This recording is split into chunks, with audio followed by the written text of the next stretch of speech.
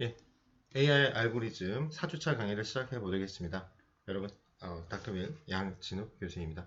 자, AI 알고리즘에서 오늘은 이제 우리 저번에 재기 호출 관련해서 공부를 좀 심화된 표현하고 점화식에 관해서 공부를 할 거고요.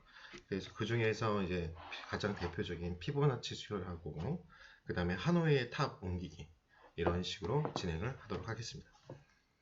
자, 일단은 우리가 알고리즘이라는 게 다시 한 뭔지, 그리고 어떻게 문제 해결되는지 잠깐 생각을 해보고, 그거에 대한 방법, 그래서 그 방법 중에서 최대 공약수 구하는 거 한번 이어서 해볼게요. 다시 한번 정리를 하지만, 우리가 알고리즘은 어떤 문제를 해결하기 위한 방법이라고 했어요. 그래서 우리가 어떤 문제가 지금 이제 계속 주어지잖아요. 그러면 우리 항상 이 현실에서는 제약 조건이 있습니다. 그렇죠? 우리가 컴퓨터를 하도 여러분 컴퓨터 사양의 메모리 용량이나 다 제약 조건이 있잖아요. 그럼 그 현실 속에서 이 제약 조건을 불평불만하는 게 아니라 이 처해진 상황과 조건상에서 우리가 어떻게 해결하는가 그걸 논리적으로 생각하는 방법을 우리가 배운다 이렇게 생각하시면 돼요. 해결 전략을 배운다 생각하시면 됩니다. 그래서 주어진 조건에 맞춰서 우리가 여러 가지 각도로 문제에 접근할 수가 있어요. 그러기 위해서는 문제를 분석을 해야 되죠. 분석적 사고를 해야 돼요.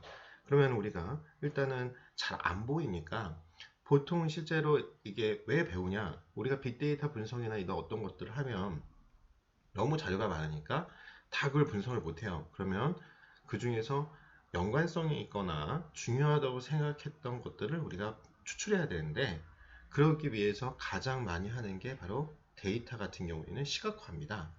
바로 그런 거예요. 우리가 문제 해결을 하려면 어떤 게 중요하고 어떤 것부터 우리가 해결해야 되는지를 알아야 되니까 그림을 그린다든가 이해가 안 되잖아요. 그냥 숫자만 보면은.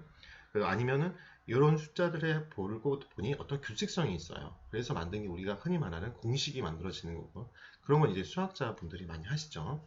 그 다음에 어떠한 데이터나 어떠한 우리 주어진 어떤 현상이나 이런 것들을 보고 규칙을 찾는 거예요.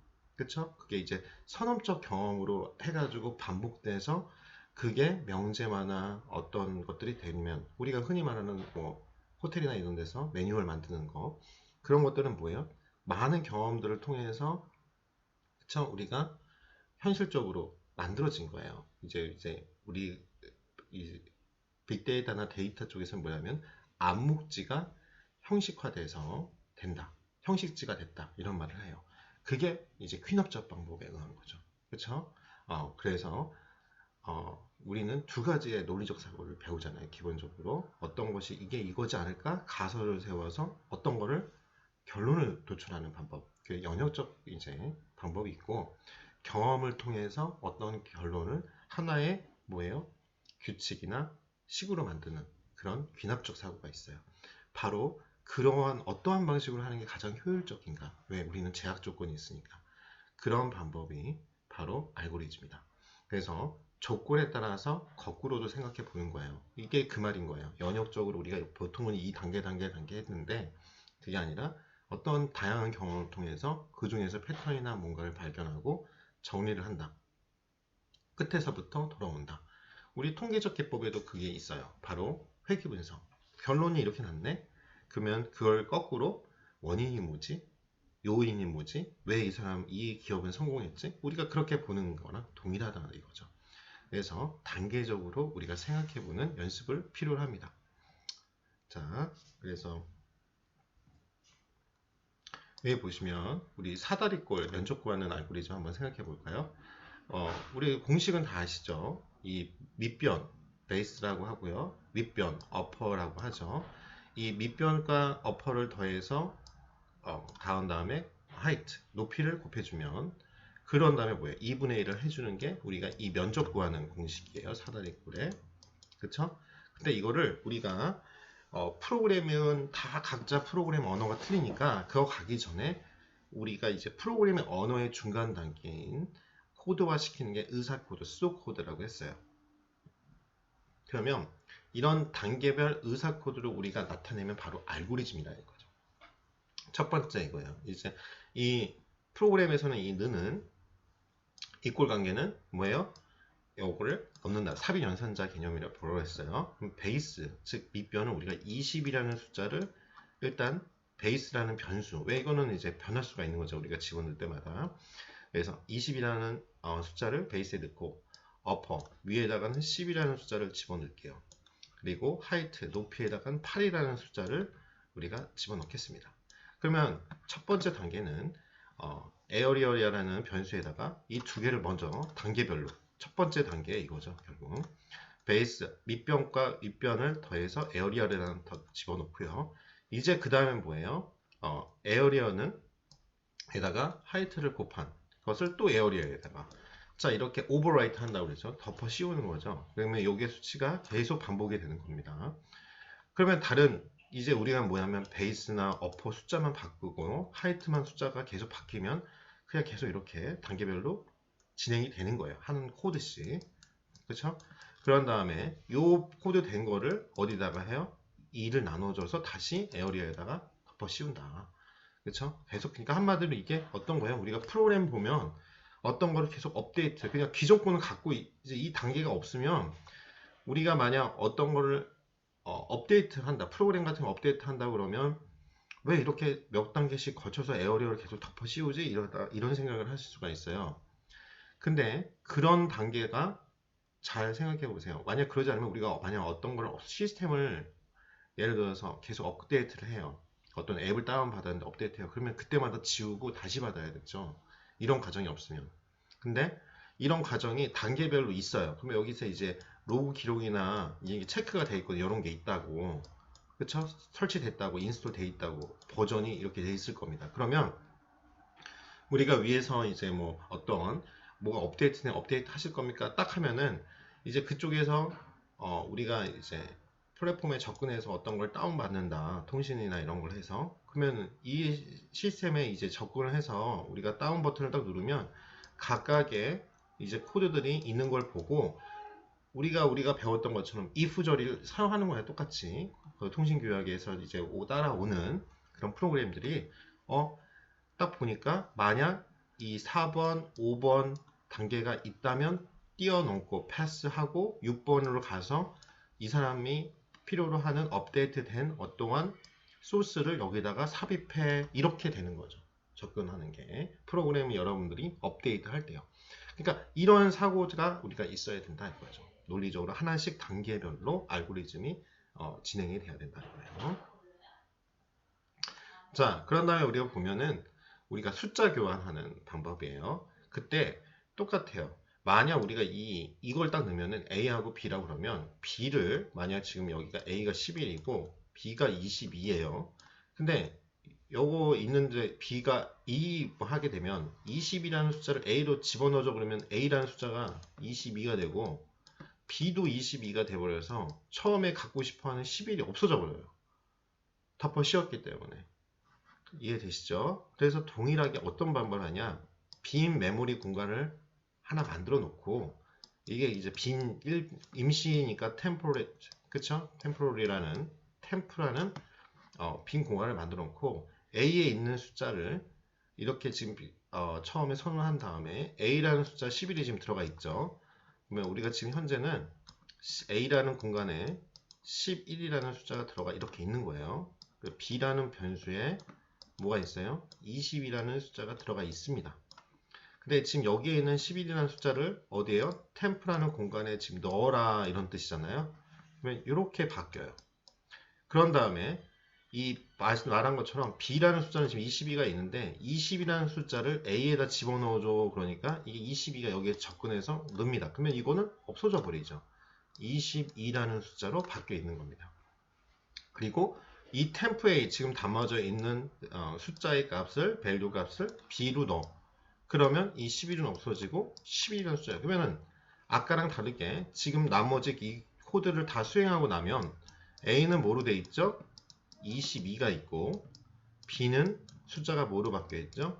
11로 바뀌어 있는 거죠. 즉 이게 기본적이죠. A의 임시는 템프로 이동하고 B의 값을 A로 이동한 다음에 템프에 있는 것을 B로 이동하면 A와 B의 값을 교환을 할 수 있다는 거죠. 이런 식으로. 그렇죠? 이런 식으로 해결을 해야 됩니다.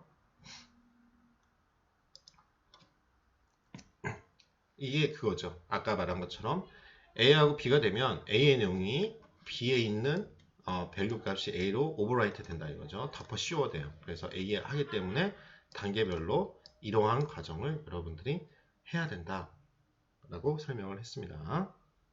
자, 이제 우리 다음은 점화식에 대해서 같이 공부할게요. 점화식이라는 정의는 중요합니다. 중요하니까 제가 밑줄까지 쳤죠. recurrence relationship이라고 해요. 즉 반복한다. recurrent 하면 즉 어떤 함수를 자기 자신보다 더 작은 변수에 대해서 함수와의 관계로 표현한 거예요.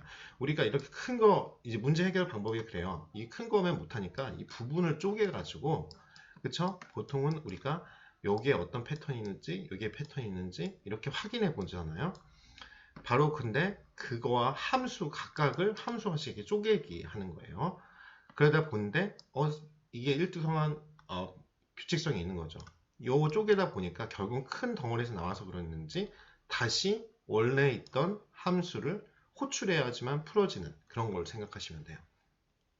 그래서 자기 호출을 사용하는 함수, 그걸 제기. 우리가 뭐 I-, me-, 배웠잖아요. 제기 대명사. 다 자신으로 돌아가는, 회귀하는 그런 복잡도를 구하는데 아주 유용하다 이거예요. 그래서 우리가 수열을 시퀀스라고 하죠. 계속 반복 어떤 숫자가 연속화되는 거. 즉 원소들을 어떤 일정한 순서, 즉 수열은 순서가 있습니다. 나열을 한 형태라 이거죠. 이러한 원소들 사이에 우리가 뭘 하냐? 규칙을 발견할 수가 있었고 그러한 원소들을 다 나열할 필요 없이 그 규칙으로 하나로 표현하는 거. 그게 이제 점화식입니다. 그래서 뭐 예를 들어서 이거 많이 봤을 거예요. AN은 뭐에 A의 n- 그러니까 한 자리 전에 값에다가 플러스 2다. 뭐 이런 식으로 뭐 우리가 함수 펑션이 되죠. fn은 n을 한 자리 적은 fn-1에서 n을 곱한 값. 그렇죠? 그리고 뭐 이런 식이 됩니다. 자, 예를 들어서 1, 2, 4, 8, 16 같은 이런 수열이 있어요. 이거 뭐 IQ 테스트 할 때 많이 나오죠. 이 수열은 보면 여기 곱한 거죠. 계속 2를 곱하는 거죠. 여러분이 이제 요 알고리즘 잘 배워놓으면 혹시라도 공격 준비하거나 이러신 분들도 잘 될 거예요. 뭐 PSAT인가 뭐 이런 식으로 다 인적성 검사 있잖아요. 요즘에는요.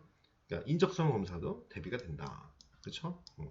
그래서 1, 2, 4, 8, 6, 16 같이 2를 다 항에다가 곱하면 그 다음 항이 만들어지는 규칙성을 갖고 있습니다.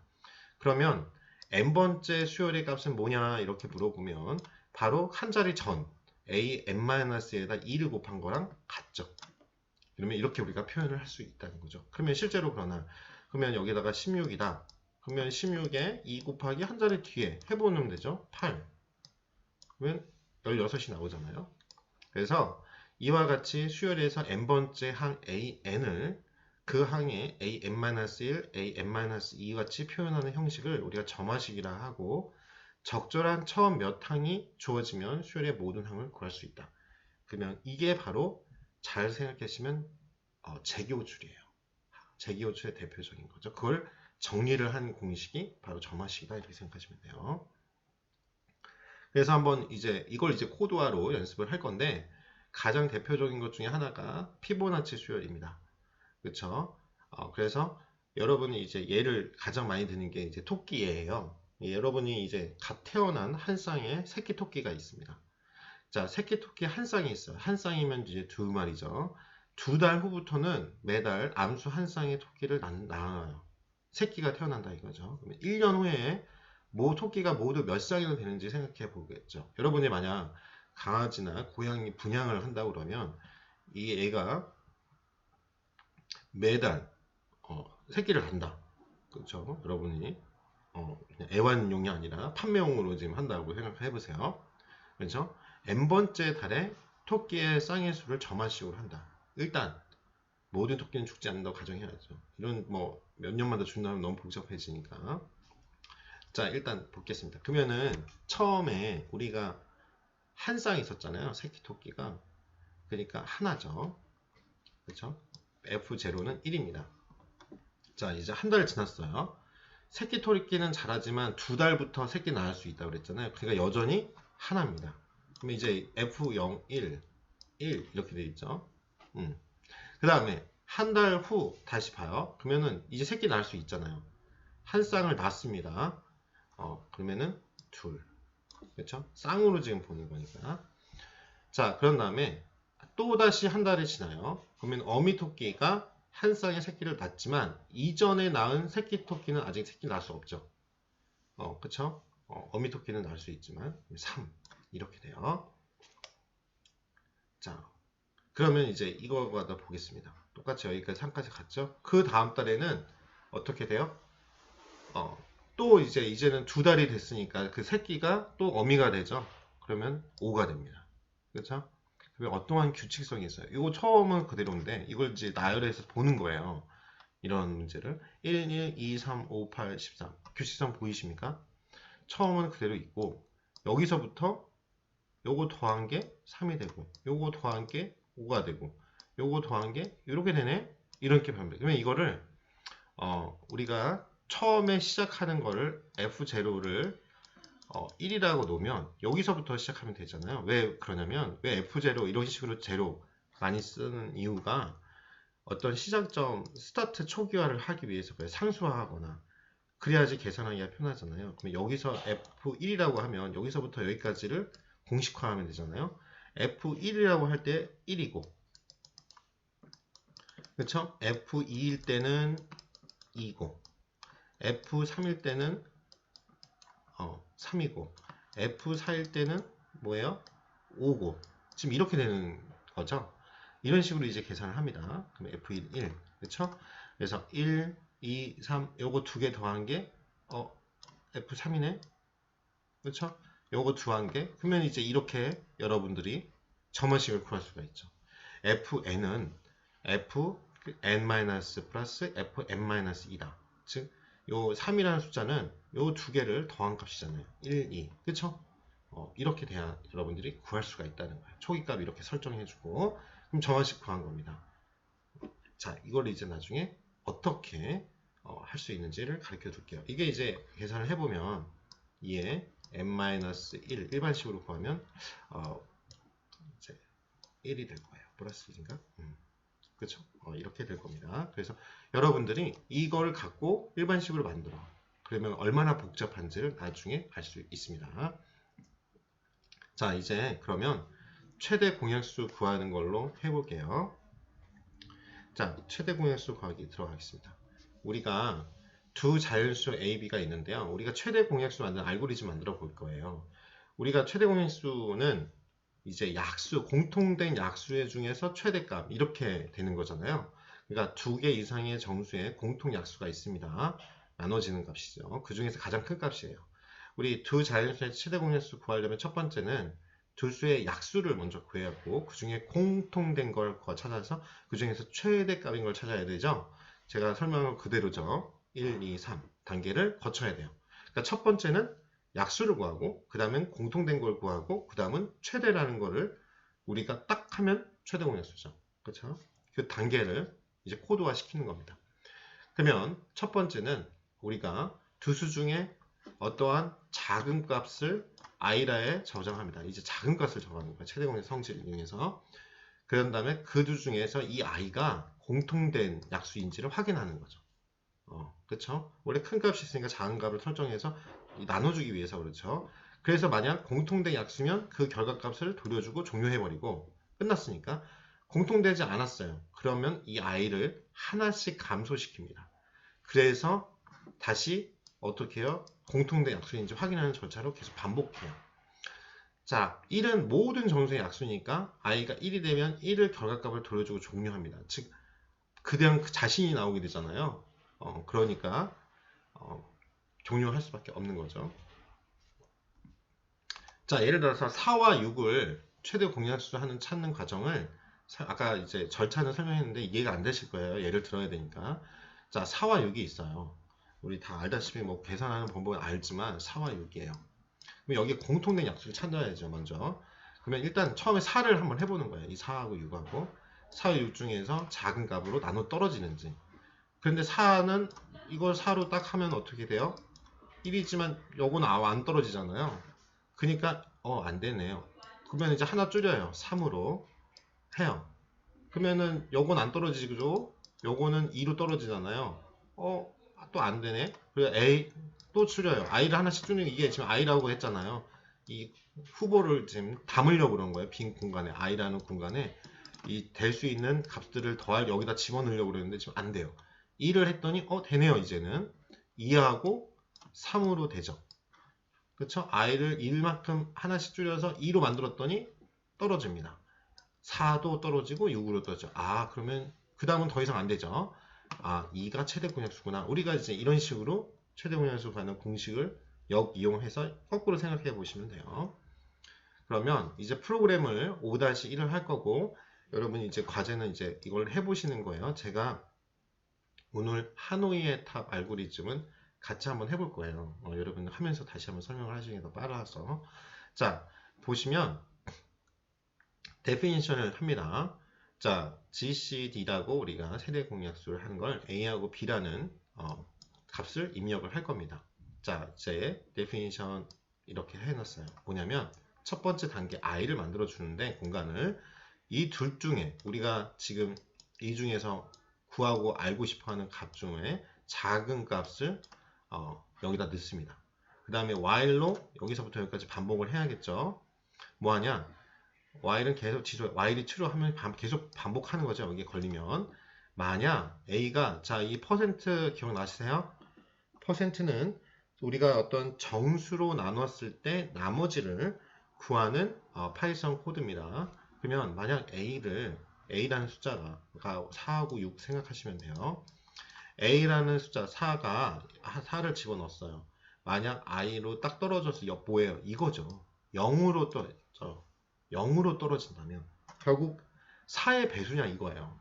0으로 떨어지면 그렇죠? 0으로 떨어진다면 그리고 AND 규칙이 있죠. 그럼 AND는 동시 만족을 해야 돼요. 만약 6이 이제 뭐예요? i를 작은 값이니까 4겠죠. 이 둘 중에 4하고 6이면 4 중 4가 되잖아요. 처음에 후보가 4면 0 그게 4의 배수예요. 또는 0으로 떨어져. 나머지가 0으로 떨어진다는 거는 4의 배수라는 거잖아요. 그러면 return i를 해. 그쵸? 근데 그렇지 않으면 여기까지 했는데 안 떨어지면 그 다음에 i를 하나씩 줄인 값. 그러니까 3이 되겠죠. 4를 넣었는데 그걸 업데이트해서 i로 다시 집어넣으니까 그러면 1만큼 감소시켜라. 그러면 이제 프린트에서 1, 5 이렇게 하게 되면 값이 이렇게 1, 3, 12, 27이 떨어질 겁니다. 자, 그 다음에 이제 유클리드 이제 방법 알고리즘이 있어요. 그 유클리드라는 분이 발견한 건데요. 뭐냐면 A와 B의 최대 공약수 구하는 방식이 보니까 이제 우리가 비교하는 게 이거 집어넣어 보면 쉬워요. 일단 이해가 안 되시면 4하고 6을 집어넣어 볼게요. 우리 계속 하고 있는. 자, 그러면 6을 그렇죠? A를 B로 4를 6으로 나눈 나머지 최대 공약수와 같다는 걸 발견합니다. 즉 우리가 4와 6의 최대 공약수를 구하는 문제는 6을 그렇죠? 4에서 6을 남은 나머지를 구하는 거랑 같다. 그래서 이걸 발견했어요. 그러면 어떤 수와 0의 최대 공약수는 자기 자신이고 이렇게 그렇죠? 자, 그래서 여러분 해보시면 되죠. 여러분 우리 아는 걸로 한번 해볼게요. 60하고 24만 한번 해볼게요. 그쵸? 여기서 여러분들이 60하고 24인데 이거는 24를 60에서 24 나눈 나머지랑 같다. 이렇게 지금 본 거예요. 그쵸? 그러면 B가 24고 60을 24로 나눈 거에 나머지. 그러면 그쵸? 요거를 제가 60을 하면 요걸 나누니까 48 12죠? 그럼 10이 남아요. 12 나머지가 10이죠? 요거랑 같죠. 동일하게 해보세요. 12하고 또 24를 12로 나눈 나머지가 같아요. 계속 이렇게 쪼개는 거예요. 그러면 12하고 0이에요. 근데 아까 12하고 0을 해보니까 0 그쵸? 자기 자신이 나와요. 0으로 딱 떨어지는 순간. 또 요거 80이라고 27도 결국 뭐랑 같으면 27이고 81을 27로 나눈 나머지랑 같은데 그걸 해보니까 0으로 떨어져요. 그럼 27이에요. 알았죠? 이렇게 된다 이거예요. 자, 그래서 다시 한번 보시겠습니다. 어떤 두수의 최대 공약수를 구하기 위해서 다시 다른 두수의 최대 공약수를 구하고 있죠. 지금 보시면 즉 재기호출로 이 문제를 풀 수 있다는 힌트가 된다는 이거죠. 자, 그래서 지금 A와 B의 최대 공약수를 구하기 위해서 A하고 B, 그쵸? 보다 좀 더 작은 숫자인 B, A에서 B를 나눈 나머지의 최대 공약수를 구하는 과정을 이용하는 전형적인 재기호출 문제죠. 즉 계속 요 A, B를 이용해가지고 이쪽에서 이제 나름대로 어떠한 나머지 구하기 뭐 이렇게 해서 좀 어떻게 큰 그 숫자를 쪼개고 있잖아요. 좀 더 작은 값으로 자기 자신을 계속 호출하고 있는 걸 여러분이 볼 수 있습니다. 그리고 또 뭐하냐? 어떨 때는 재기호출이 무한히 반복되면 끝이 없잖아요. 그때 필요한 종료 조건을 만듭니다. 뭐냐? 바로 이거죠. 어떤 수에다가 0의 최대 공약수는 자기 자신이라는 성질을 이용해서 그때 B가 0이면 재기호출을 멈추고 결과를 돌려달라고 알고리즘을 하는 거죠. 자, 그러면 유클리드 방식으로 최대 공약수 구하는 알고리즘 우리 예제 소스는 있으니까 한번 꼭 돌려보시고 과제로 하세요. 자, 데피니션 합니다. A하고 B 우리가 알고 싶은 거예요. 그렇죠? 여기 있는 값을 해볼까요? 1하고 5를 넣어볼까요? 자, 만약 5가 0이야. 이건 는 이꼴 2개 있으면은 종료 조건이죠? 아니잖아요. 그러면 그냥 A를 반환하고 끝내라고 그랬어요. 만약 B가 5면 아니니까 리턴 A를 해야 되는데 안 되니까 넘어가고. 자, 여기 보시면 그 다음 걸로 가야겠죠? 여기서 여기까지 가니까. 자, 이제는 그러면 요거를 써라 이거죠. 이게 B가 5고 1에서 5를 나눈 값에서 그 값을 해야 되죠. 그렇죠? 자기 자신을 호출해야 되니까 결과값이 1이 나올 겁니다.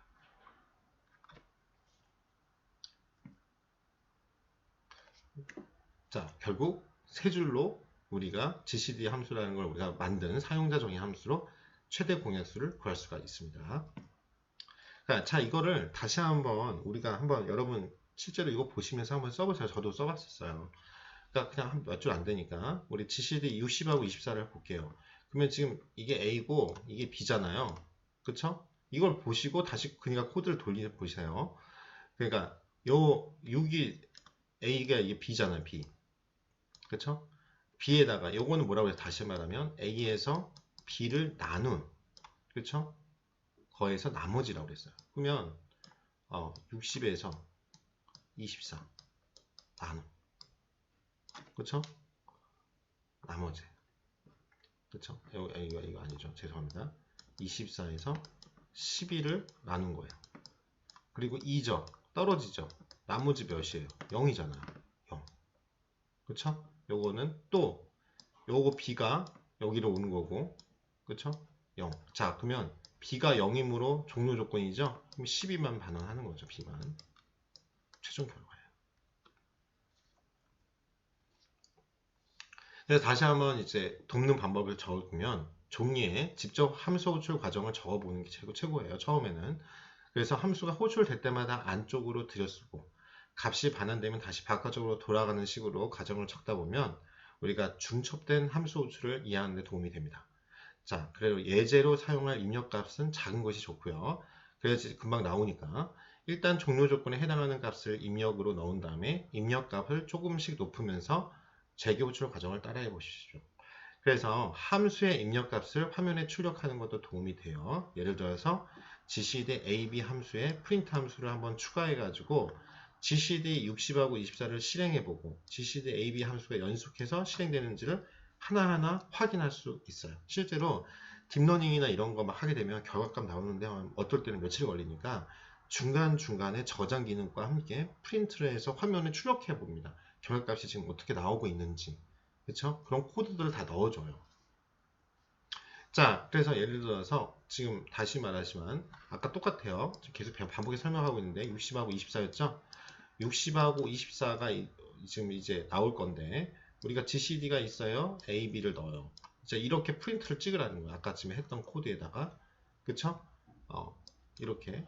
그러고 if절 B가 0이면 return A고 아니면 뭐예요?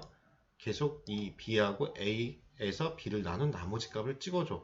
그러면 이렇게 3번 하고 10이 딱 이렇게 여러분들이 하는 걸 볼 수 있습니다. 이 코드 꼭 돌려보세요. 자, 그런 다음에 5- 연습 문제 풀이하겠습니다. 0하고 1부터 시작해서 앞에 두 수를 더한 값이 다음 값으로 추가하는 방식이 그런 수열이 피보나치 수열이라고 했어요. 즉 0 플러스 1은 1, 1 플러스 1은 2, 1 플러스 2는 3. 그쵸? 이런 식으로 앞에 거를 다 그쵸? 한 게 다음 걸로 1하고 2 더하면 3으로 가고 2하고 3하고 더하면 5. 우리 했던 거죠. 이러한 피보나치 수열이 파이썬의 리스트도 0부터 시작하잖아요. 그러면 n번째 피보나치 수를 구하는 알고리즘을 우리 제기 호출로 이용해서 구현해 보세요. 우리 공식 다 알고 있으니까 그걸 생각해 보면서 하면 되죠. 즉 fn이 뭐라고 그랬어요? fn-1 플러스 fn-2인데 기억나시죠? 그걸로 한번 해보겠습니다. 그러면 우리 예제 소스로 피보나치 파일을 하시면 될 거예요. 그래서 definition fibo라고 우리가 그냥 정의를 하고 이제 했습니다. 그러면 여기서부터 여기까지 definition이 걸리겠죠. 우리가 이 조건이 초기 조건이었죠. 우리 F0은 지금 0, F1은 1 지금 이렇게 돼 있잖아요. 그러면 여기 return에 n이 1보다 작거나 같으면 그 n을 출력해줘. 그래야지 0이 0이 되고 1이 1이 되겠죠. 그렇게 나올 거예요. 그런 다음에 만약 이게 아니라면 1보다 큰 값이 들어가면 fibo n-2에다가 플러스 fibo n-2 요 함수를 넣어서 리턴 값을 해줘. 그래서 7을 넣어볼게요. 여기 n이 7이라고 해볼게요. 처음에 숫자가 7. 그러면 a는 어떻게 돼요? 7보다 크잖아요. 그러니까 바로 이쪽으로 가겠죠. 그러면은 7보다 작은 값, 그렇죠? 7보다 작은 값과 그 더 전에 있는 값과 입력값과 그 두 번째에 있는 입력값을 더한 값이 나올 겁니다. 그렇죠? 자, 그 다음에 하노이의 탑 옮기기인데요. 이거 좀 쉬었다가 시작하겠습니다.